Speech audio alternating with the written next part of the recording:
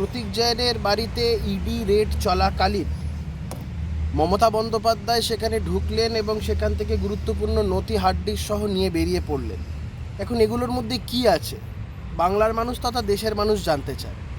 ইডির কাছে আমার আবেদন, এই interference with the investigation, creating obstruction with the investigation, এইগুলো করার জন্য মমতা বন্দ্যোপাধ্যায়কে ইমিডিয়েট হেফাজতে নেওয়া হোক।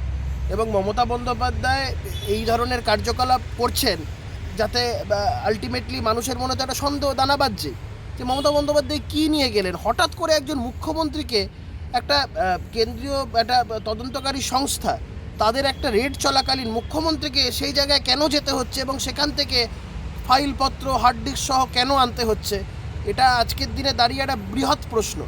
এবং এটা যদি কোনো সাধারণ মানুষ করতো, কোনো তদন্তকারী সংস্থা কি তাদের ছেড়ে দিত? আমার মনে হয় কেন্দ্রীয় তদন্তকারী সংস্থা এনফোর্সমেন্ট ডিরেক্টরেটের উচিত মমতা বন্দ্যোপাধ্যায়কে গ্রেপ্তার করে মমতা বন্দ্যোপাধ্যায়কে কাস্টাডিতে নিয়ে ইন্টারোগেশন করা এবং মমতা বন্দ্যোপাধ্যায় যে ফাইলপত্র বা হার্ড ডিস্ক নিয়ে বেরিয়ে এসেছেন সেগুলোকে বাজেয়াপ্ত করা।